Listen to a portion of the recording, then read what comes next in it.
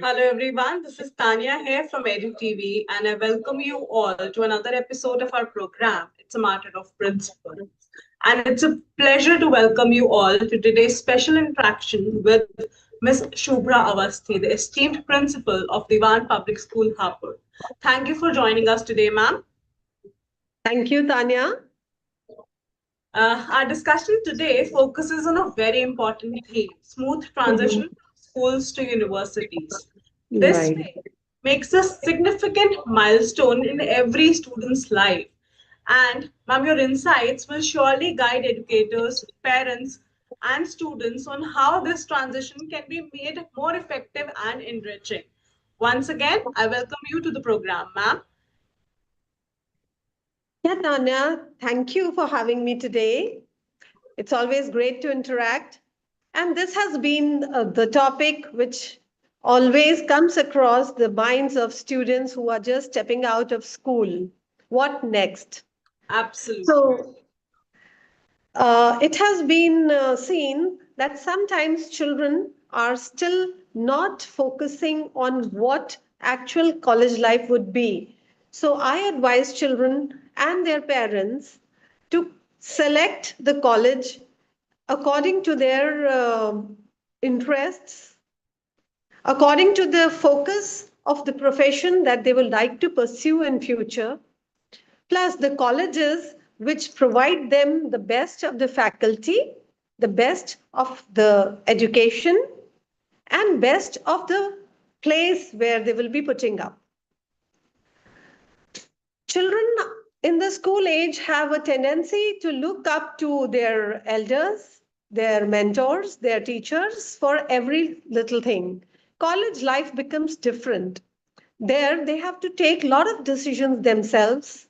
It becomes more of self motivating rather than guided journey. There are a lot of n number of distractions. Of course, when they step out of their comfort zone, their schools and their homes, they do come across a lot of people and a lot of things which they have never seen. So we have to start that grooming right now. We have to make the child more pragmatic. I mean, the child should understand what my future has to look like. Children should be groomed enough to take care of their health, to focus on their academics in a better way. In school, libraries and study material is handy and right in front of them. Colleges will require them to do more extensive study, researches, make their projects independently. And children need a kind of personality where they can be little sure and assertive. That grooming should start right from their early schooling age. And that's what our school does. Great, great. Thank you so much for the inputs, ma'am.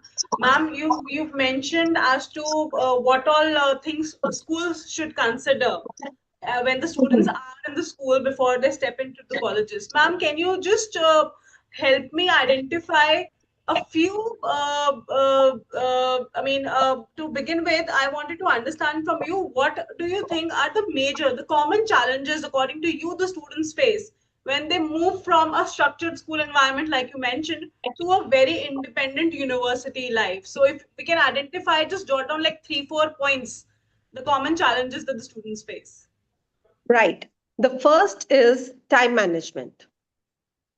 So, the first challenge, as I told you, and I mentioned that most of the school life is mentored by close knit Correct. teacher and guardian companionship. So their children are mostly guided for time management. They do not have independent skills to manage their times well. So time management skill is very important. Then setting realistic goals, that is very important. This is one thing they have to do. Then seeking support whenever, yeah, children suddenly out of school won't be able to do everything themselves. They should, that skill is also required, that they should be able to seek for help. Sometimes they are hesitant and that causes a lot of issue. Then they should be embracing the responsibility which they newfound independent status in a way that does not trick them into the distractions. So, that responsibility of managing the distractions is also a very important skill. Then, get one more thing which we see, especially in our country, that children somehow do not get involved in their co curricular activities after school. So they should look for a university or college which allows them a good mix of academic as well as co-curricular activity. That balance is also something very important which children have to manage. Then learning style becomes different. Learning style, adapting to the new learning style is another skill that children have to manage and make a checklist to do it effectively. I think if they do it in this way, they'll enjoy their college life and come out as good professionals, successful people. Right. Yes. Ma'am, we spoke about how can the schools help students to cope up with the new environment at the universities while they are in the school. Now, Hmm. according to you, do you think schools should introduce certain activities or programs at the school level only to bridge this gap? And if yes, can you share a few ideas that probably you've worked down the line when you've been heading different schools? Yeah, this is a very good idea. A mock drill of college life is something, either a real mock drill or a virtual one, will be very effective to smoothen up this transition. So we can just introduce them and acquaint them with the kind of different life that they will be expected to live. So I think mock drills and virtual tours of universities will be a great idea. Absolutely, ma'am. We often call it as a taster program where we organize the visit of the students either virtually or physically to a university premises so that they can get a taste of the school, of the college life, of the university life. Right, that's great. Uh, yeah, so I think that's a good this thing.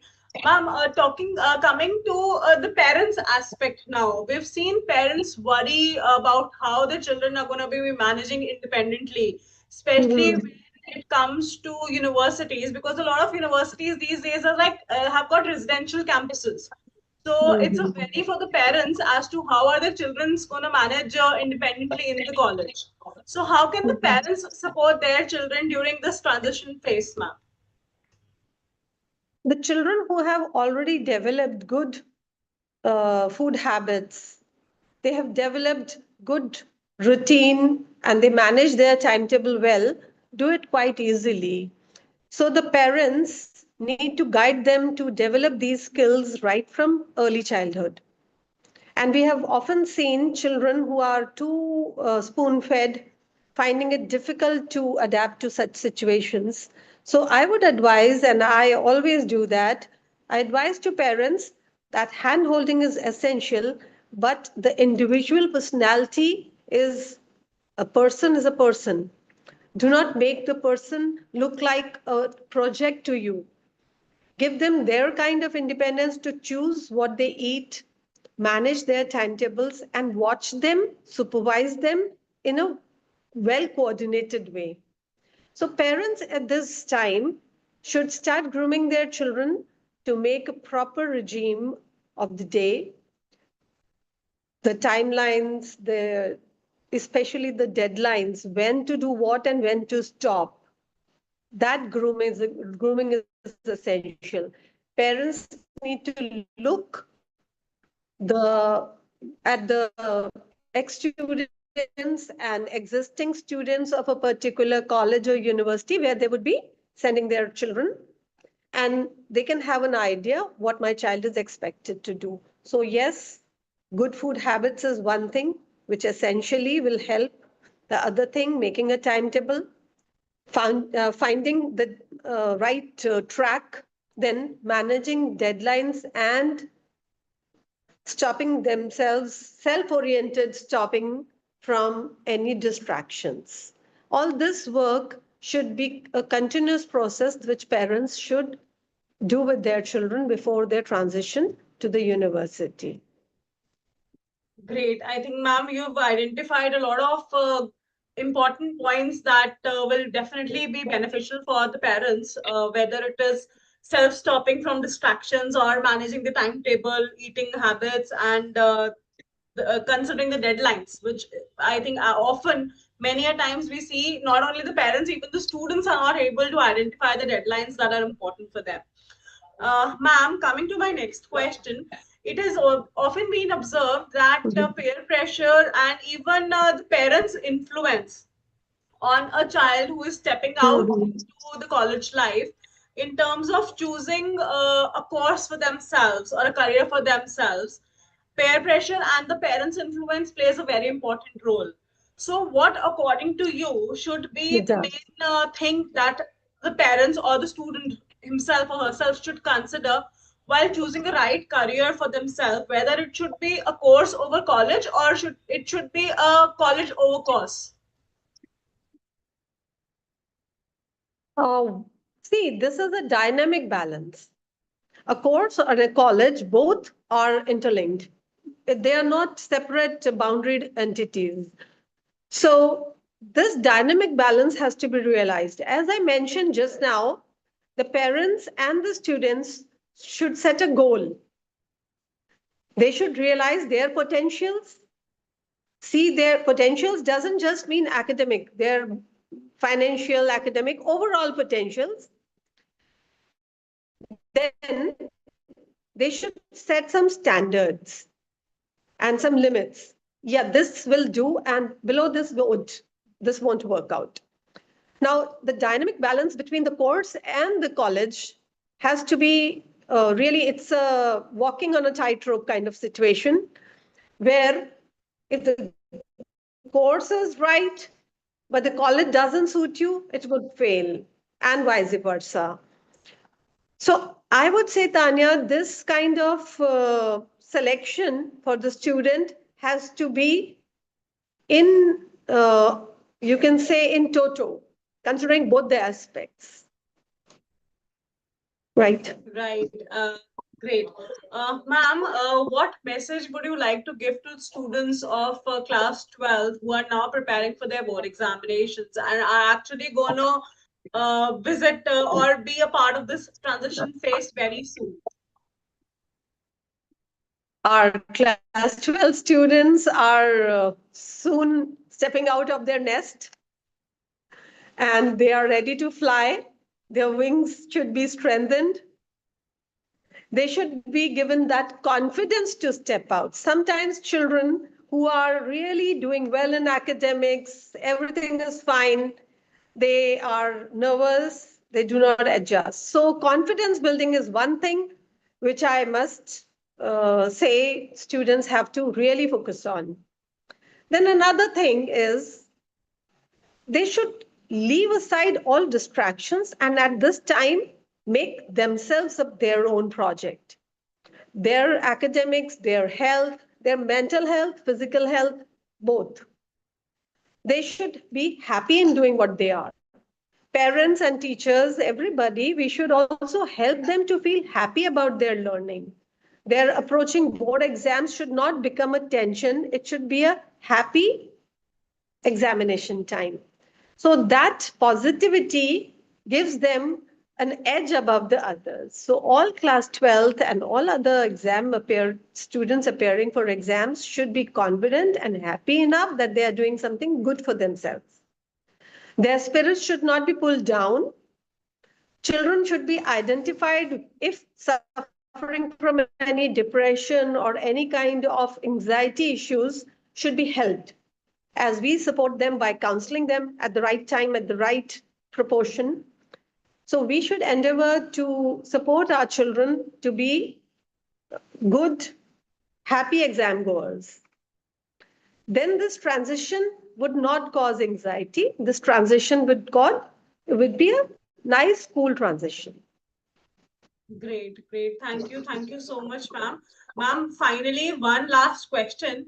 How do you see the education system evolving to make this shift from schools to university become more seamless in the coming years? Yeah, this has become really different from what we did, or even 5 years pre corona children did. Post corona, universities have changed, schools have changed, and the whole scenario is a different one. Things available over the internet are also abundant. So I think transition to universities is also more, people are aware. The search engines are right handy, and the content available over the search engines is vast. So I can see that we have evolved in terms of technology, in terms of awareness, both. So, yes, in a way, we are going towards the positive direction. Thank you. Thank you so much, ma'am, for sharing such valuable insights. Your thoughts have been truly inspirational and have highlighted how the schools, parents, and even universities can work together to make this transition smooth and meaningful for every student. Thank you. Thank you so much, ma'am. It was a pleasure having you with us today at EduTV. This is Tanya signing off from EduTV Studio.